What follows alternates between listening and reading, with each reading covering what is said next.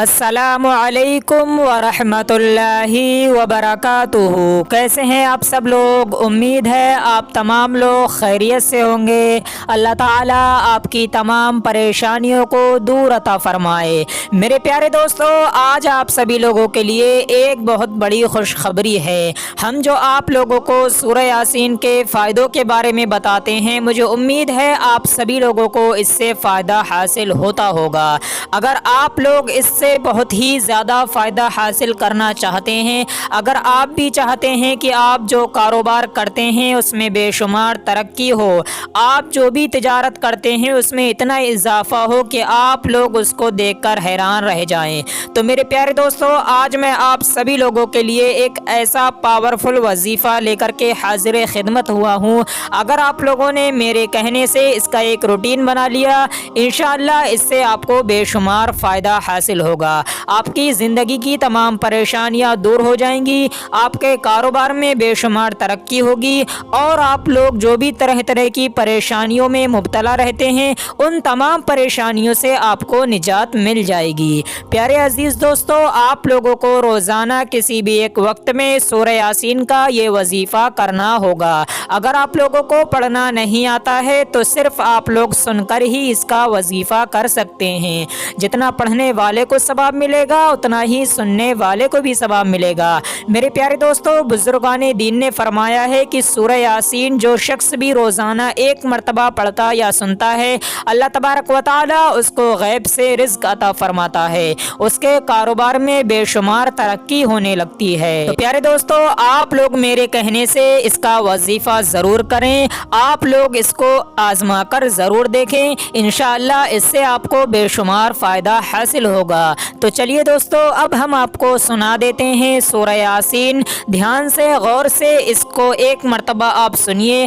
اور دل سے اس ویڈیو پر ایک لائک کر دیجئے، چینل کو سبسکرائب کر لیجئے، ویڈیو کو آگے شیئر بھی ضرور کریں، اور اللہ تعالیٰ کے 99 ناموں میں سے ایک نام کومنٹ میں ضرور لکھ دیا کریں۔ اعوذ باللہ من الشیطان الرجیم، بسم اللہ الرحمن الرحیم،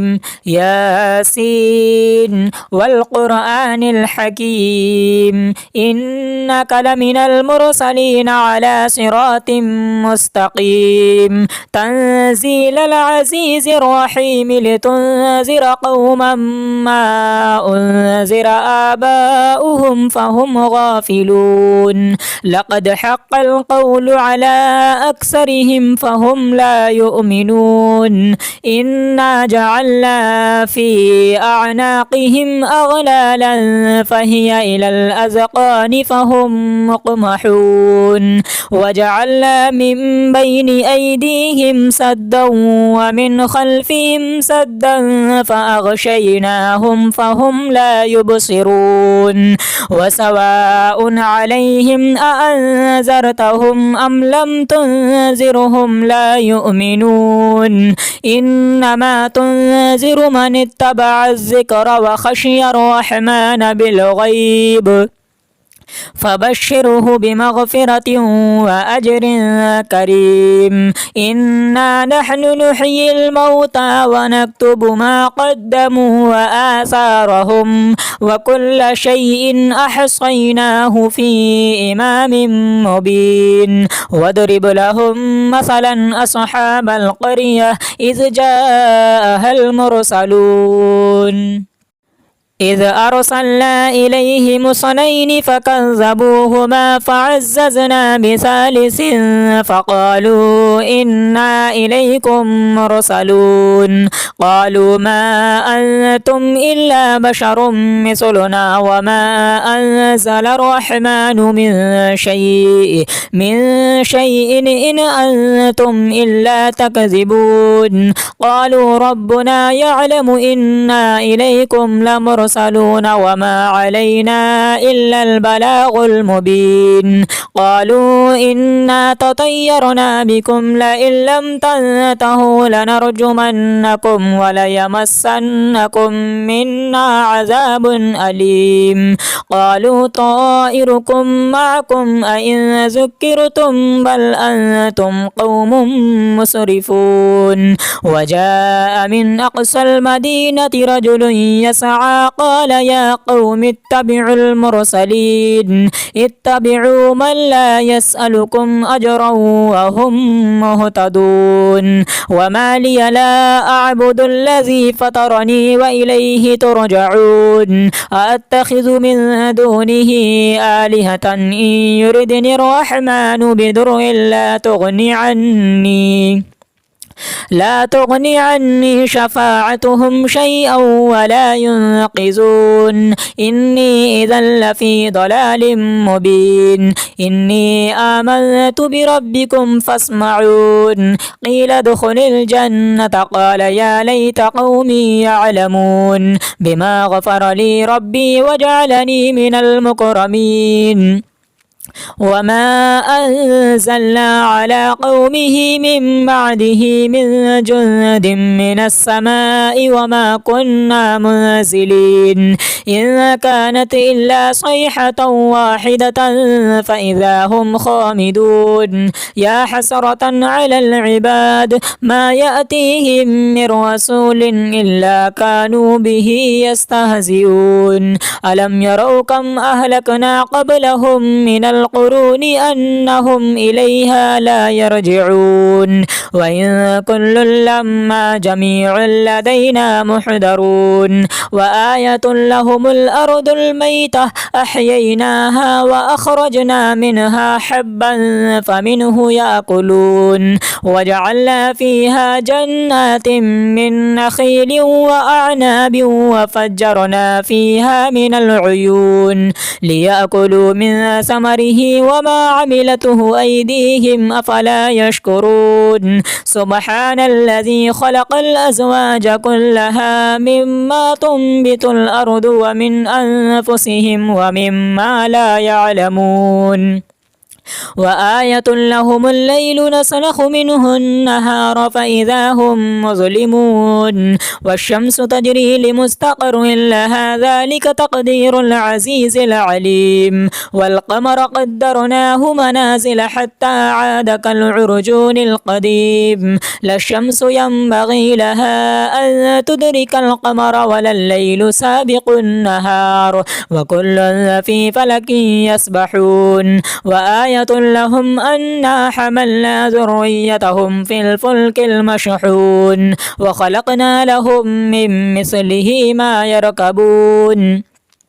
وإن نشأ نغرقهم فلا صريخ لهم ولا هم ينقذون إلا رحمة منا ومتاعا إلى حين. وإذا قيل لهم اتقوا ما بين أيديكم وما خلفكم لعلكم ترحمون. وما تأتيهم من آية من آيات ربهم إلا كانوا عنها معرضين. وإذا قيل لهم أنفقوا مما رزقكم الله قال الذين كفروا للذين آمنوا أنطعم من لو يشاء الله وطعمه إن أنتم إلا في ضلال مبين. ويقولون متى هذا الوعد إن كنتم صادقين. ما ينظرون إلا صيحة واحدة تأخذهم وهم يخصمون فلا يستطيعون توصية ولا إلى أهلهم يرجعون. ونفخ في الصور فإذا هم من الأجداث إلى ربهم ينسلون. قالوا يا ويلنا من بعثنا من مرقدنا هذا ما وعد الرحمن وصدق المرسلون. إن كانت إلا صيحة واحدة فإذا هم جميع لدينا محضرون. فاليوم لا تظلم نفس شيئا ولا تجزون إلا ما كنتم تعملون. إن أصحاب الجنة اليوم في شغل فاكهون.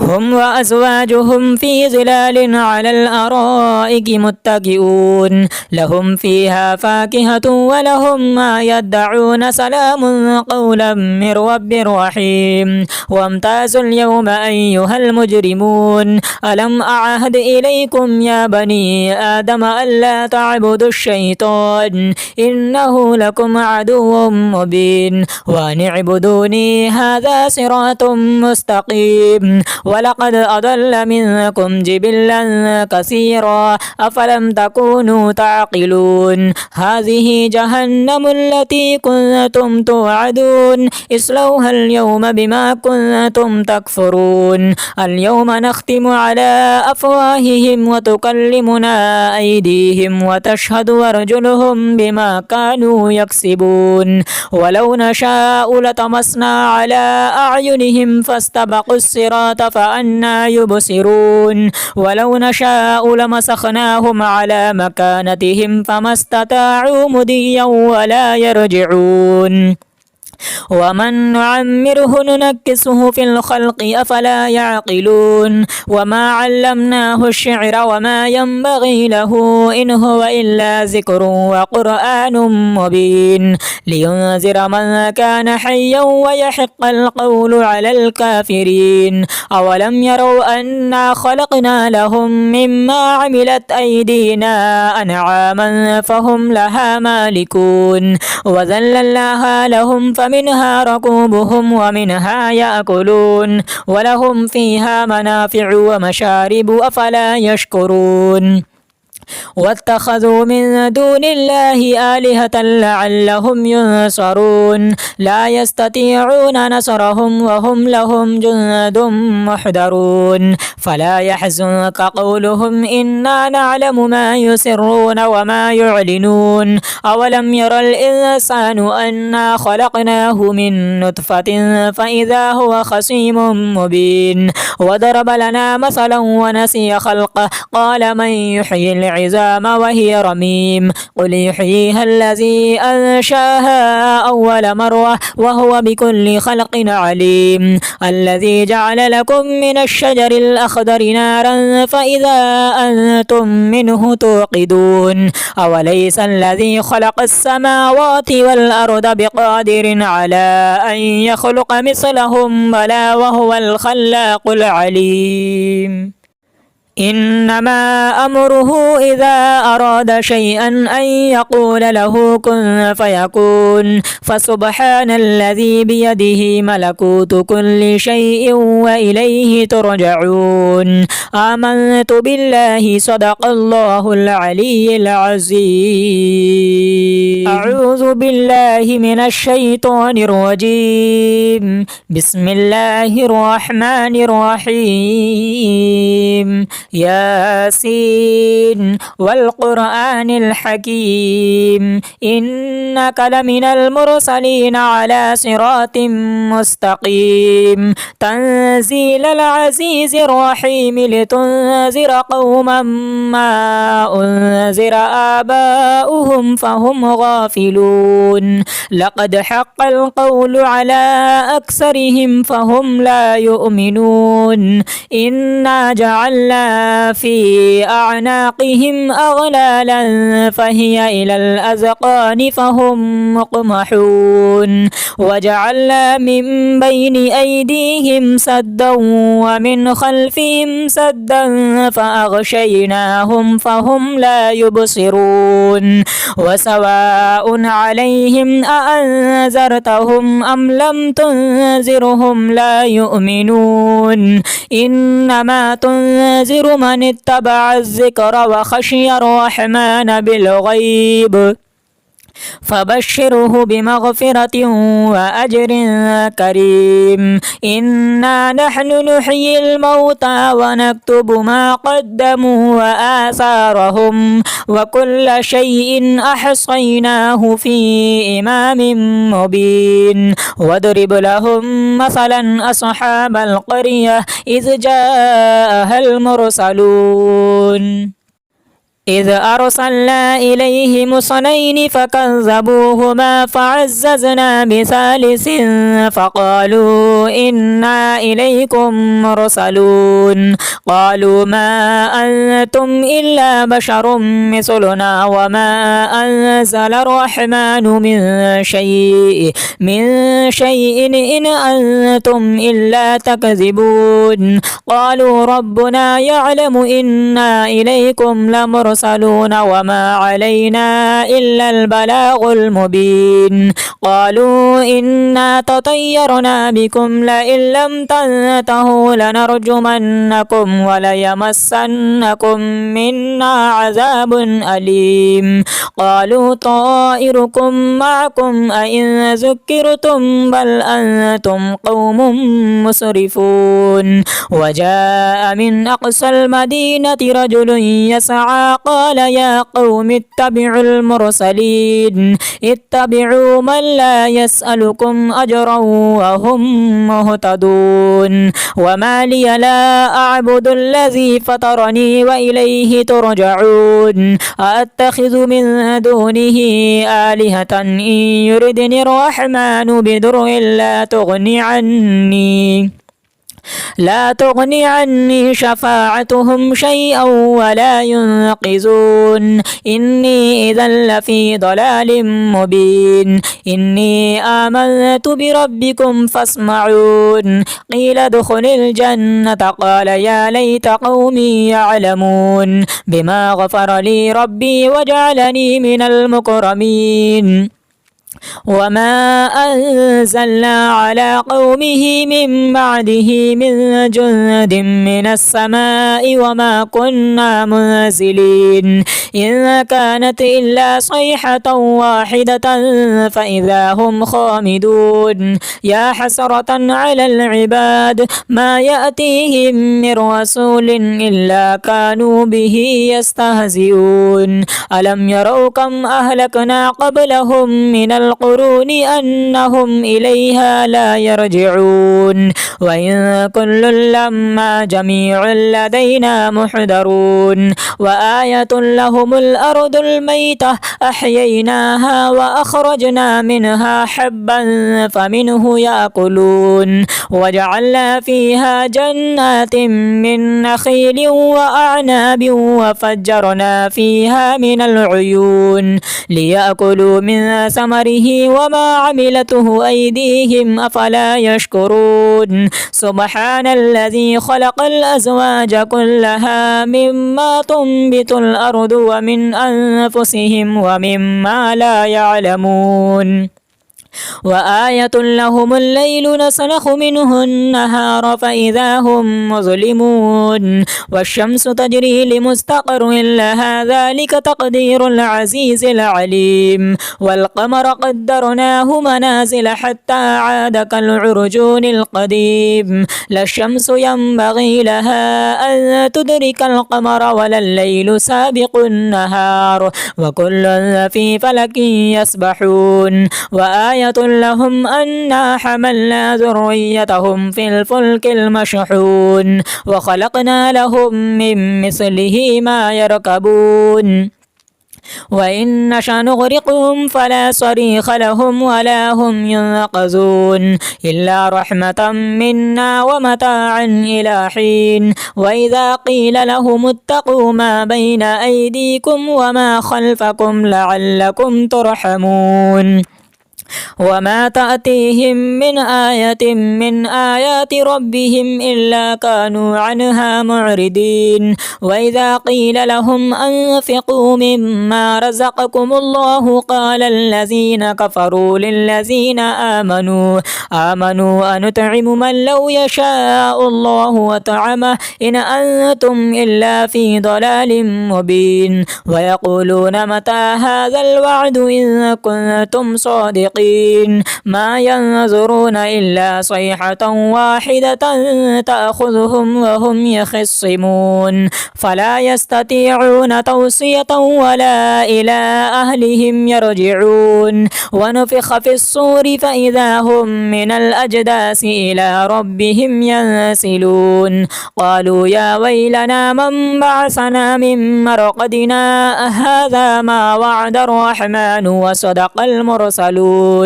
إن كانت إلا صيحة واحدة فإذا هم جميع لدينا محضرون فاليوم لا تظلم نفس شيئا ولا تجزون إلا ما كنتم تعملون إن أصحاب الجنة اليوم في شغل فاكهون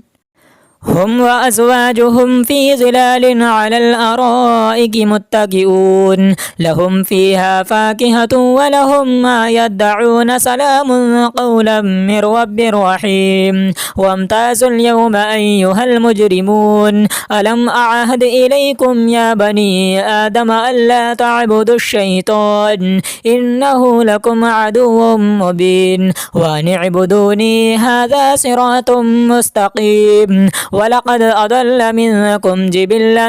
كثيرا أفلم تكونوا تعقلون هذه جهنم التي كنتم توعدون اصلوها اليوم بما كنتم تكفرون اليوم نختم على أفواههم وتكلمنا أيديهم وتشهد أرجلهم بما كانوا يكسبون ولو نشاء لطمسنا على أعينهم فاستبقوا الصراط فأنى يبصرون ولو نشاء لمسخناهم على مكانتهم فما استطاعوا مضيا ولا يرجعون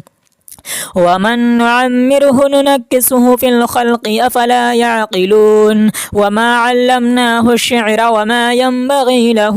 إن هو إلا ذكر وقرآن مبين لينذر من كان حيا ويحق القول على الكافرين أولم يروا أنا خلقنا لهم مما عملت أيدينا أنعاما فهم لها مالكون وذللناها لهم فمنها ركوبهم ومنها يأكلون ولهم فيها منافع ومشارب أفلا يشكرون واتخذوا من دون الله آلهة لعلهم ينصرون لا يستطيعون نصرهم وهم لهم جند محضرون فلا يحزنك قولهم إنا نعلم ما يسرون وما يعلنون أولم ير الإنسان أنا خلقناه من نطفة فإذا هو خصيم مبين وضرب لنا مثلا ونسي خلقه قال من يحيي العظام وهي رميم قل يحييها الذي أنشاها أول مرة وهو بكل خلق عليم الذي جعل لكم من الشجر الأخضر نارا فإذا أنتم منه توقدون أوليس الذي خلق السماوات والأرض بقادر على أن يخلق مثلهم بلى وهو الخلاق العليم إنما أمره إذا أراد شيئا أن يقول له كن فيكون فسبحان الذي بيده ملكوت كل شيء وإليه ترجعون آمنت بالله صدق الله العلي العظيم أعوذ بالله من الشيطان الرجيم بسم الله الرحمن الرحيم ياسين والقرآن الحكيم إنك لمن المرسلين على صراط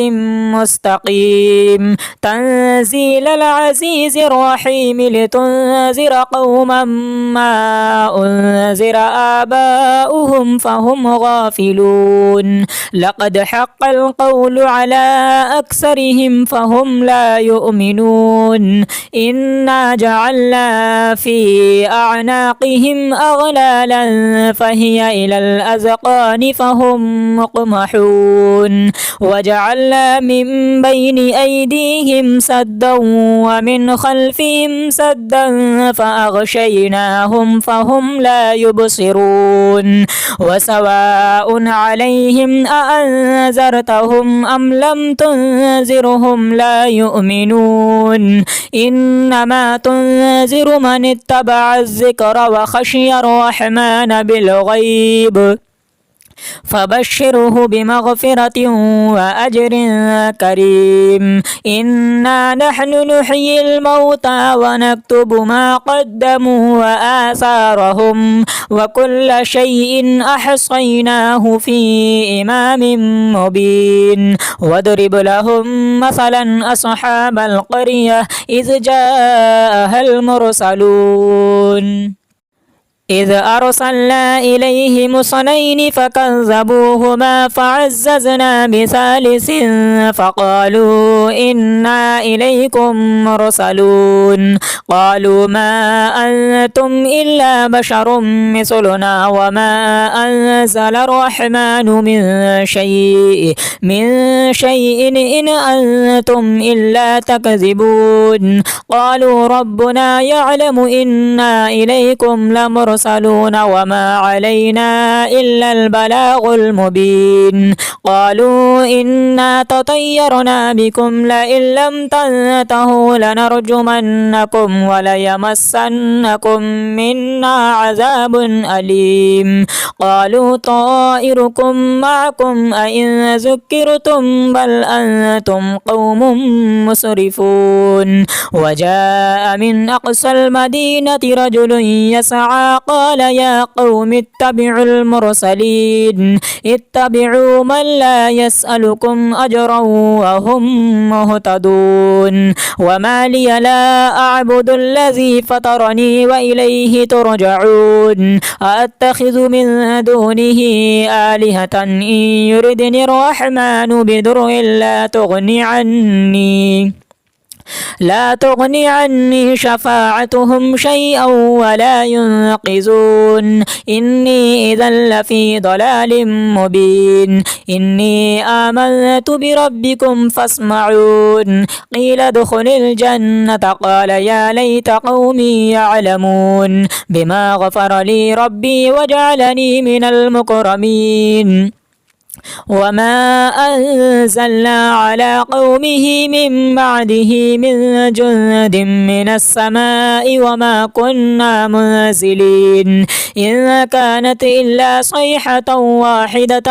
فإذا هم خامدون يا حسرة على العباد ما يأتيهم من رسول إلا كانوا به يستهزئون ألم يروا كم أهلكنا قبلهم من القرون أنهم إليها لا يرجعون وإن كل لما جميع لدينا محضرون وآية لهم الأرض الميتة أحييناها وأخرجنا منها حبا فمنه يأكلون وجعلنا فيها جنات من نخيل وأعناب وفجرنا فيها من العيون ليأكلوا من ثمره وما عملته أيديهم أفلا يشكرون سبحان الذي خلق الأزواج كلها مما تنبت الأرض ومن أنفسهم ومما لا يعلمون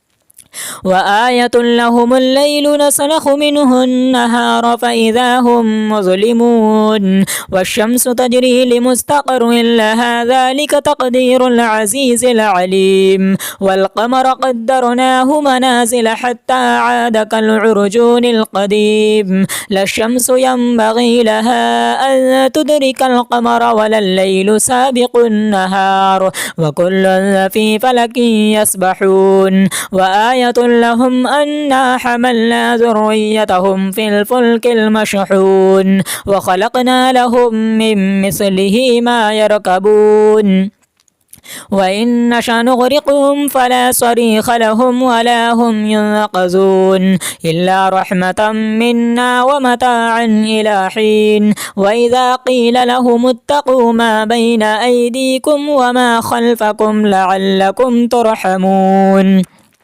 وما تأتيهم من آية من آيات ربهم إلا كانوا عنها معرضين. وإذا قيل لهم أنفقوا مما رزقكم الله قال الذين كفروا للذين آمنوا أنطعم من لو يشاء الله وطعمه إن أنتم إلا في ضلال مبين. ويقولون متى هذا الوعد إن كنتم صادقين ما ينظرون إلا صيحة واحدة تأخذهم وهم يخصمون فلا يستطيعون توصية ولا إلى أهلهم يرجعون. ونفخ في الصور فإذا هم من الأجداث إلى ربهم ينسلون قالوا يا ويلنا من بعثنا من مرقدنا هذا ما وعد الرحمن وصدق المرسلون إن كانت إلا صيحة واحدة فإذا هم جميع لدينا محضرون. فاليوم لا تظلم نفس شيئا ولا تجزون إلا ما كنتم تعملون. إن أصحاب الجنة اليوم في شغل فاكهون هم وأزواجهم في ظلال على الأرائك متكئون لهم فيها فاكهة ولهم ما يدعون سلام قولا من رب رحيم. وامتازوا اليوم أيها المجرمون ألم أعهد إليكم يا بني آدم ألا تعبدوا الشيطان إنه لكم عدو مبين وأن اعبدوني هذا صراط مستقيم. ولقد أضل منكم جبلا كثيرا أفلم تكونوا تعقلون هذه جهنم التي كنتم توعدون اصلوها اليوم بما كنتم تكفرون. اليوم نختم على أفواههم وتكلمنا أيديهم وتشهد أرجلهم بما كانوا يكسبون. ولو نشاء لطمسنا على أعينهم فاستبقوا الصراط فأنا يبصرون ولو نشاء لمسخناهم على مكانتهم فما استطاعوا مضيا ولا يرجعون. ومن نعمره ننكسه في الخلق أفلا يعقلون. وما علمناه الشعر وما ينبغي له إن هو إلا ذكر وقرآن مبين لينذر من كان حيا ويحق القول على الكافرين. أولم يروا أنا خلقنا لهم مما عملت أيدينا أنعاما فهم لها مالكون وذللناها لهم فمنها ركوبهم ومنها يأكلون ولهم فيها منافع ومشارب أفلا يشكرون.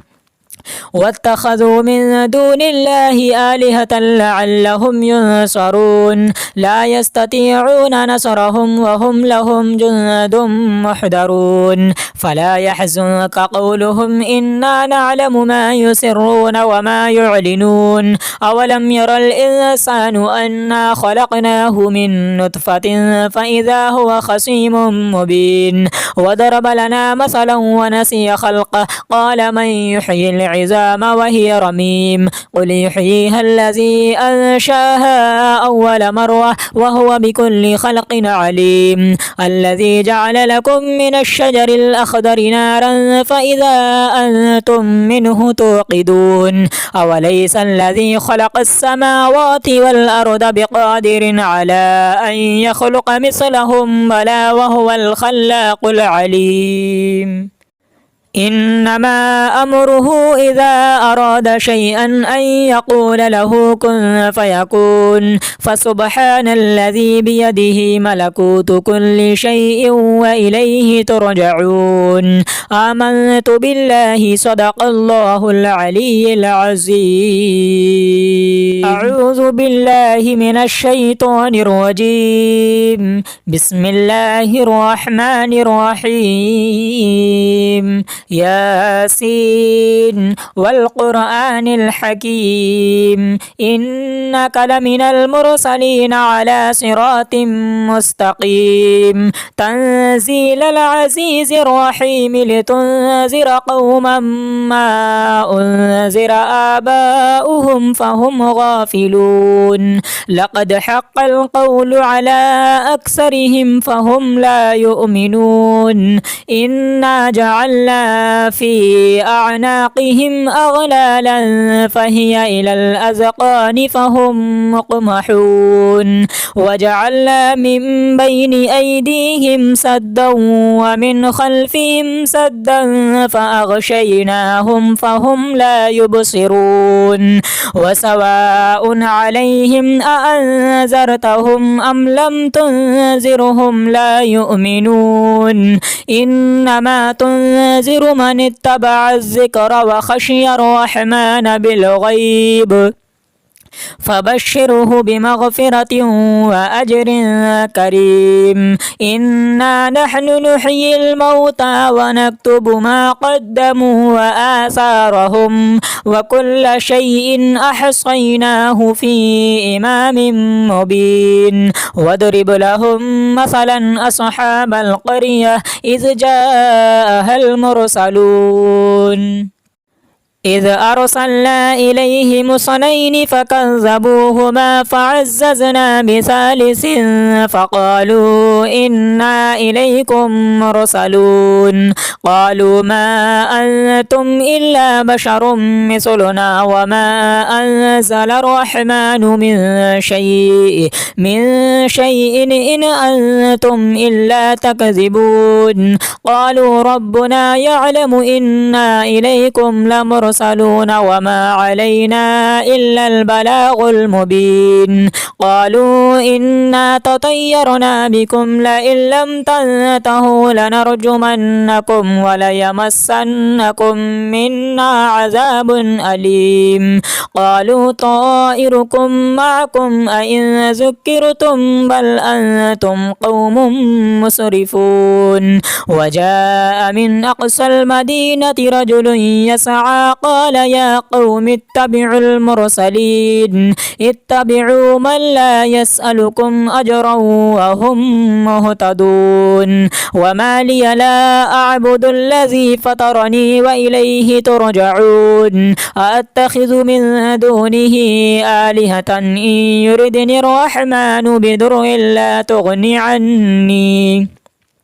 لا تغني عني شفاعتهم شيئا ولا ينقذون إني إذا لفي ضلال مبين إني آمنت بربكم فاسمعون قيل ادخل الجنة قال يا ليت قومي يعلمون بما غفر لي ربي وجعلني من المكرمين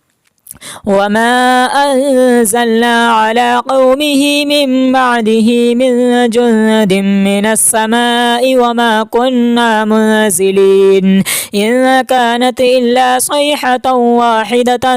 فإذا هم خامدون يا حسرة على العباد ما يأتيهم من رسول إلا كانوا به يستهزئون ألم يروا كم أهلكنا قبلهم من القرون أنهم إليها لا يرجعون وإن كل لما جميع لدينا محضرون وآية لهم الأرض الميتة أحييناها وأخرجنا منها حبا فمنه يأكلون وجعلنا فيها جنات من نخيل وأعناب وفجرنا فيها من العيون ليأكلوا من ثمره وما عملته أيديهم أفلا يشكرون سبحان الذي خلق الأزواج كلها مما تنبت الأرض ومن أنفسهم ومما لا يعلمون وآية لهم الليل نسلخ منه النهار فإذا هم مظلمون والشمس تجري لمستقر لها ذلك تقدير العزيز العليم والقمر قدرناه منازل حتى عاد كالعرجون القديم لا الشمس ينبغي لها أن تدرك القمر ولا الليل سابق النهار وكل في فلك يسبحون وآية لهم أنا حملنا ذريتهم في الفلك المشحون وخلقنا لهم من مثله ما يركبون وإن نشأ نغرقهم فلا صريخ لهم ولا هم ينقذون إلا رحمة منا ومتاعا إلى حين وإذا قيل لهم اتقوا ما بين أيديكم وما خلفكم لعلكم ترحمون وما تأتيهم من آية من آيات ربهم إلا كانوا عنها معرضين وإذا قيل لهم أنفقوا مما رزقكم الله قال الذين كفروا للذين آمنوا أنطعم من لو يشاء الله وطعمه إن أنتم إلا في ضلال مبين ويقولون متى هذا الوعد إن كنتم صادقين ما ينظرون إلا صيحة واحدة تأخذهم وهم يخصمون فلا يستطيعون توصية ولا إلى أهلهم يرجعون ونفخ في الصور فإذا هم من الأجداث إلى ربهم ينسلون قالوا يا ويلنا من بعثنا من مرقدنا هذا ما وعد الرحمن وصدق المرسلون إن كانت إلا صيحة واحدة فإذا هم جميع لدينا محضرون فاليوم لا تظلم نفس شيئا ولا تجزون إلا ما كنتم تعملون إن أصحاب الجنة اليوم في شغل فاكهون هم وأزواجهم في ظلال على الأرائك متكئون لهم فيها فاكهة ولهم ما يدعون سلام قولا من رب رحيم وامتازوا اليوم أيها المجرمون ألم أعهد إليكم يا بني آدم ألا تعبدوا الشيطان إنه لكم عدو مبين وأن اعبدوني هذا صراط مستقيم ولقد أضل منكم جبلا كثيرا أفلم تكونوا تعقلون هذه جهنم التي كنتم توعدون اصلوها اليوم بما كنتم تكفرون اليوم نختم على أفواههم وتكلمنا أيديهم وتشهد أرجلهم بما كانوا يكسبون ولو نشاء لطمسنا على أعينهم فاستبقوا الصراط فأنى يبصرون ولو نشاء لمسخناهم على مكانتهم فما استطاعوا مضيا ولا يرجعون ومن نعمره ننكسه في الخلق أفلا يعقلون وما علمناه الشعر وما ينبغي له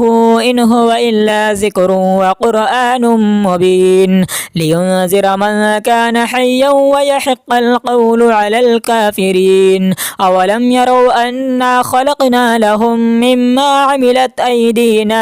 أنعاما فهم لها مالكون وذللناها لهم فمنها ركوبهم ومنها يأكلون ولهم فيها منافع ومشارب أفلا يشكرون واتخذوا من دون الله آلهة لعلهم ينصرون لا يستطيعون نصرهم وهم لهم جند محضرون فلا يحزنك قولهم إنا نعلم ما يسرون وما يعلنون أولم ير الإنسان أنا خلقناه من نطفة فإذا هو خصيم مبين وضرب لنا مثلا ونسي خلقه قال من يحيي العظام وهي رميم قل يحييها الذي أنشاها أول مرة وهو بكل خلق عليم الذي جعل لكم من الشجر الأخضر نارا فإذا أنتم منه توقدون أوليس الذي خلق السماوات والأرض بقادر على أن يخلق مثلهم بلى وهو الخلاق العليم إنما أمره إذا أراد شيئا أن يقول له كن فيكون فسبحان الذي بيده ملكوت كل شيء وإليه ترجعون آمنت بالله صدق الله العلي العظيم.